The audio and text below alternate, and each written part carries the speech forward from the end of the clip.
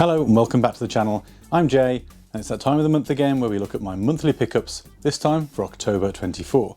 Got some really interesting stuff this month. A little bit lighter on games, but a few quirky things around the outside of that, so game adjacent. So let me take you through what I picked up and we'll jump right into it.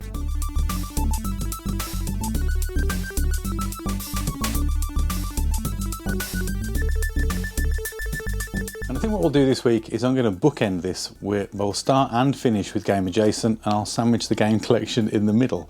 So I'm going to start off with a couple of books. Now I've had these sitting on the shelf for a little while.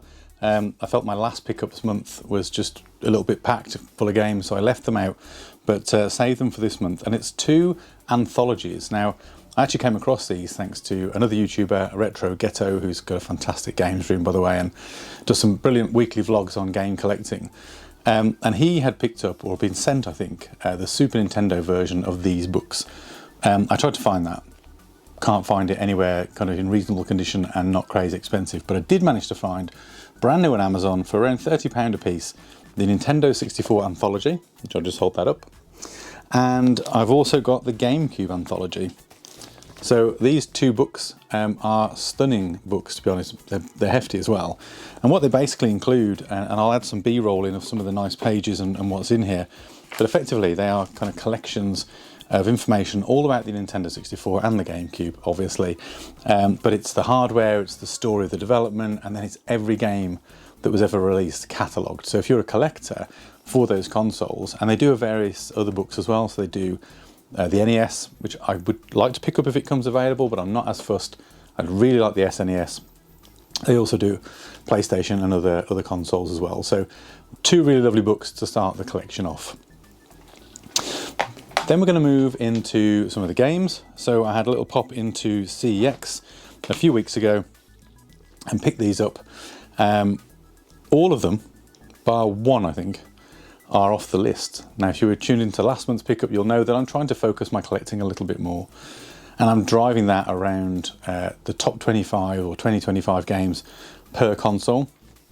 Now that's quite subjective for everyone, so this list is far from perfect, but it's some way for me to focus my attentions rather than just willy-nilly picking up anything I feel like. So these are all, bar one as I said, from the list. So we'll start off with the Wii titles. Picked up a couple of relatively cheap ones here, and I don't know how this wasn't already in my collection, but it's Super Smash Bros. Brawl, the Switch, the Wii version. I've got it on the GameCube. That was where I really got into Smash Bros. I did buy this back in the day, but I didn't really play much of it, mainly because I think by that point I was hoping it would recapture the magic from the GameCube. I was a little bit older. I didn't really like playing this with the Wii controls. I know you could plug GameCube controllers in, but yeah, so bought it, sold it fairly swiftly, picked up the latest Smash Bros. Then on the Wii U and the DS. Obviously have Smash Bros. Ultimate, I'm sure anyone with a Switch has got that title. And I've yet to add the N64 game to my collection. I will at some point, it's on my list, but I don't have much nostalgia for that as I didn't own it back in the day. Then we've got another Wii title that's off the list, and again, I didn't play this one back in the day, and that's Wii Sports Resort. Now, with this one, obviously I played the hell out of Wii Sports, like everyone who bought a Wii. But by all accounts, this is the better title. I don't know if that's true, you tell me. But it's got more sports, and from what I've heard, this is the better game. So picked it up. I'm sure me and my other half will give a quick go at this one and see whether that's the case. I think it supports the Motion Plus. I don't know if it's required. It's certainly on the back of the box, but we'll see. And then this one wasn't on the list, but it was a whole £1. And I picked it up because it looked like a lot of fun and I thought my kids would enjoy it. And that is Samba de Amigo on the Wii. I know the GameCube version came with maracas and was probably more popular. This one doesn't need them, it just uses the Wii controls, which is a little more convenient. And I thought it'd be good fun to play with the kids, and I know it was a popular series back in the day. So if you've played this and it's any good, let me know. If it's rubbish, let me know. Either way, it was £1. I'm not going to lose any sleep over that. In fact, I've told a slight porky, this next one isn't on the list, but I picked it up because you may have seen recently I've done a couple of videos on Halo, having a bit of a Halo moment, and I came across this for £5 in CEX, and that was the Halo Combat Evolved edition on the Xbox 360, which is basically the remastered Halo 1.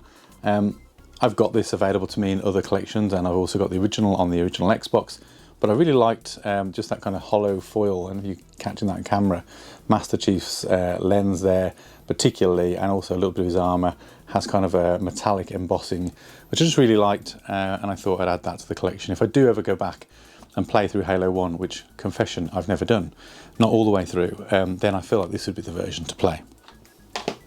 And then one solitary PS2 title from the list again, a series I've never played, Jak and Daxter, the Precursor Legacy. Don't know if anyone in the comments has played this one before, but let me know if you have. I'm quite interested to hear your thoughts on this one. And then my last pickup from CEX was a bit more on the pricey side. I don't normally pick up my kind of like the higher end collectibles from CEX, but this one I've been trying to find in good condition for quite a while, and that's a classic PS1 title, and that's Dino Crisis. I've also got Dino Crisis 2 on the list. This one specifically is on the top 20 list for PlayStation games as well, but I wanted it regardless. I was trying to find it in a good condition.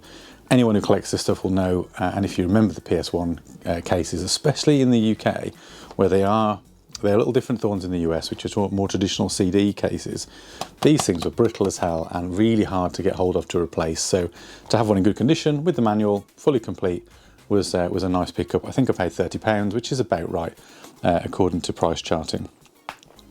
I've just remembered I did have a couple of other games I wanted to talk about, so I'm going to quickly go and grab those. Give me 2 seconds. A few moments later. Okay, so to round out the games, as I mentioned, these ones were picked up as part of another video that I'm working on for Guitar Hero. This is probably a few months out at this point, but I'll get round to it. So first of all, what I picked up from Vinted for I think £45 was this piece of nostalgic hardware. Excuse the dragging of the cable on the floor, because it is the wired PS2 version. And aside from the egregious amount of stickers that the previous owner put all over the guitar, this is actually in very good condition and it works very, very well. And it's the PS2 Guitar Hero controller, and that is to go with these 3 games. So I picked up the original Guitar Hero, which of course never made it to the Xbox 360, and then Guitar Hero Rock the 80s, which I didn't even know existed. It's the only other sequel to Guitar Hero that never made it to another console, so it's a PS2 exclusive. And then it came with, just part of the bundle, Guitar Hero 5, which I've already got on the Xbox 360. So I picked those up. I also picked up the only remaining 360 title that I didn't already have, which is Guitar Hero Van Halen. So I've added that to the collection. I've got all the other mainline Guitar Hero games now on the 360. And then this little accessory, accessory and game for the DS. Now, I didn't buy this because I was particularly bothered about playing it. I bought it as part of my Guitar Hero video, but I'll just show you what it looks like in the box. So this is the controller. It clicks onto your DS using the GBA slot, and then you've got the 4 buttons instead of 5 on here, which I think is just, again, from a convenience and grip perspective, so you can be gripping the device at all times. It also has a little guitar pick stylus, so you can strum the DS. Took a little bit of getting used to, a couple of tracks to find my feet with it, but actually once I did, it was actually pretty easy to play. I'm not sure how you get on with the higher difficulties or the comfort factor. I've got quite large hands, so I figure that would probably get quite annoying quite quickly.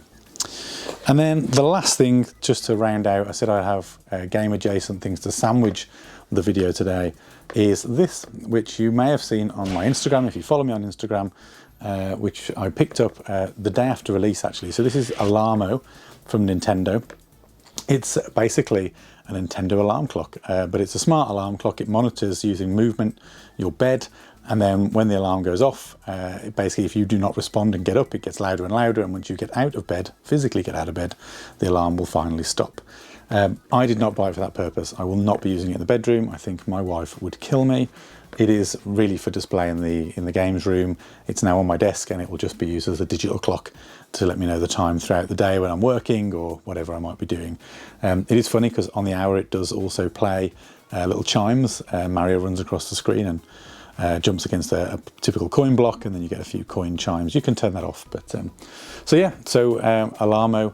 I actually ordered this the day I found out about it, which was the day it was announced, or the morning after it was announced, and it came within 24 hours, so fair play to Nintendo for shipping that so quickly. So that's all of my pickups for October. Of course, you'll have already seen I've been to the Nottingham Game Fair, and you'll have seen in that video what I picked up there. I didn't include that here because I thought they had already sort of talked about that already. And that's it. So I'll see you in next month's pickup collection. But for now, I'll leave it for this one, and I'll see you in the next video.